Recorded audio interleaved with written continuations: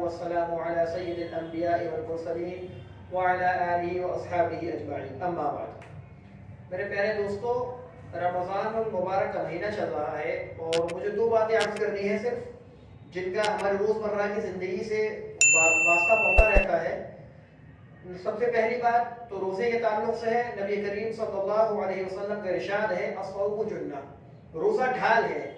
اس کا معنی یہ ہوا کہ روزہ ڈھال اس طور پر ہے کہ روزہ جہنم سے بچاؤ کا ذریعہ ہوتا ہے، روزہ گناہوں سے حفاظت کے لیے ڈھال ہے، جہنم سے حفاظت کے لیے ڈھال ہوتی ہے، جب تک کہ اس ڈھال کو پھاڑا نہ لی جائے۔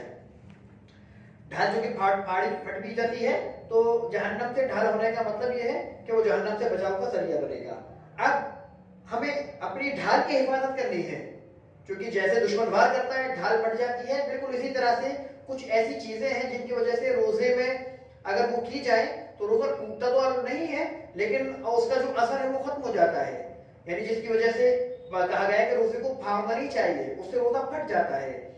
سب سے پہلا وہ امور جو گناہ ہے، یعنی گناہوں سے روزے کی حالت میں، رمضان میں روزے کی حالت میں کوئی شخص اگر گناہ کرتا ہے گویا کہ اس نے اپنے روزے کو پھاڑ لیا۔ نفس فریضے سے تو وہ ادا ہو گیا، روزہ تو اس کا ہو گیا، لیکن اس کو سوائے بھوکے اور پیاسے رہنے کے کچھ حاصل نہیں ہوا۔ حدیث شریف میں اس کا مضمون وارد ہوا ہے کہ کچھ لوگ روزے دار ایسے ہیں جن کو سوائے بھوک اور پیاس کے کچھ حاصل نہیں ہوتا۔ کون ہوتے ہیں؟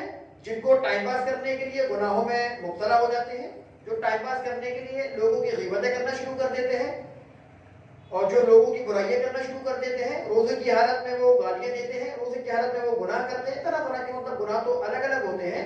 تو روزے کی حالت میں کوئی شخص اگر گناہ کرتا ہے تو گویا کہ اس نے اپنا روزہ پھاڑ دیا، اس کو صبح سے لے کے شام تک نفس فریضہ روزہ تو ادا ہو گیا، لیکن سوائے اس کو بھوکا رہنے کو اس کا ثواب نہیں ملے گا۔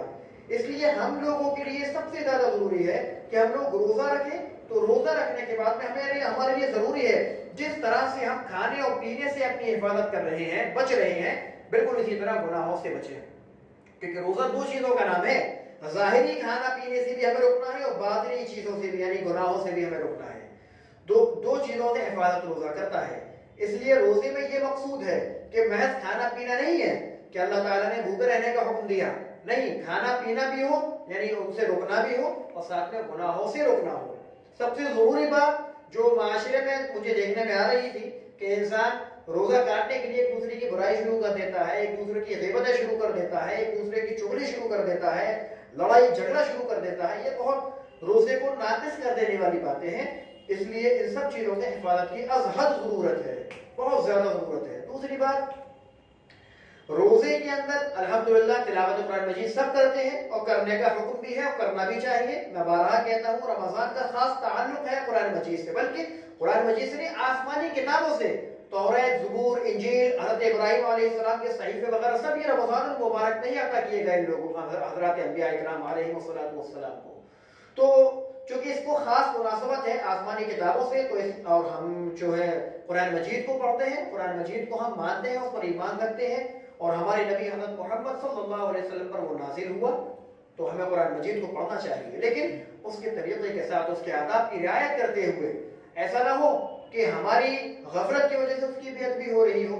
تو قرآن مجید پڑھنے کے لیے سب سے بنیاد، سب سے افضل طریقہ وہی ہے مصحف عثمانی کا، مصحف سے قرآن مجید کو پڑھا جائے۔ اگر کوئی مجبوری اگر ہے تو سوال پیدا ہوتا ہے کہ موبائل میں قرآن مجید پڑھ سکتے ہیں؟ یہ ایک بہت ہی بنیادی مسئلہ بن چکا ہے، اس میں لوگوں کو دیکھا گیا، بعض لوگ اس کو ناجائز کہہ دیتے ہیں کہ نہیں موبائل میں قرآن پڑھنا جائز نہیں ہے، اور بعض لوگ اس کی اس قدر عادی ہیں کہ جو جہاں بیٹھے ہیں مسجد میں بیٹھے ہیں تو موبائل میں قرآن مجید شروع۔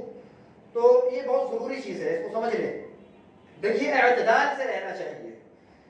اہل سنہ والجماعت کا مسلک یہی ہے، مفتیان کرام کا فتویٰ ہے، مفتہ بھی یہ قول ہے کہ قرآن مجید کو موبائل میں پڑھنا جائز ہے، البتہ ضرورت کے وقت میں۔ اس کو نظر انداز کر دیا گیا۔ اب جس کو دیکھو وہ موبائل میں قرآن مجید پڑھنا شروع کر رہا ہے، جس کو دیکھو موبائل میں قرآن پڑھنا شروع کر رہا ہے، یہ بالکل غلط ہے، ادب کے خلاف ہے۔ قرآن موبائل میں الگ الگ طرح کی چیزیں ہوتی ہیں، اور آج کے وقت میں موبائل میں نہ جانے کیا کیا لوگوں کے ہوتا ہے، اس میں قرآن مجید بھی رکھا ہوتا ہے، کوئی ادب اور سلیقہ بھی نہیں ہوتا، بے وضو پڑھ رہے ہیں یا کس انداز میں کر رہے ہیں۔ ابھی میں نے ایک صاحب کو دیکھا قرآن مجید پڑھ رہے تھے اور موبائل ان کا کبھی ٹیڑھا ہو رہا، کبھی الٹا ہو رہا، اور مجھے احساس ہوا، میں نے ان کو سمجھایا بھی بلا کر، میں نے ایسا نہیں کرنا چاہیے، قرآن مجید کا ادب ہے۔ تو اس لیے قرآن مجید کو موبائل میں پڑھنا جائز ہے، لیکن ضرورت کے وقت میں، مثلا آپ سفر میں ہیں اور آپ کو قرآن مجید مہیا نہیں ہے اور آپ حافظ بھی نہیں ہیں، تو آپ قرآن مجید موبائل میں پڑھ لیں، گنجائش ہے اس بات کی۔ ہر چیز کو ایسا نہیں ہے کہ اس کو ضروری کیا جائے، اس کی گنجائش ہے، آپ موبائل میں قرآن مجید پڑھ لیجئے۔ اسی طرح سے آپ اگر کسی ایسی جگہ پر ہیں، فیکٹری میں ہیں جہاں قرآن مجید نہیں رکھا ہوا ہے یا رکھنے کی صورت میں بے ادبی بہت زیادہ ہو رہی ہے، تو مجبوری ہے اگر آپ کی، تو آپ اس وقت میں موبائل میں پڑھ لیں۔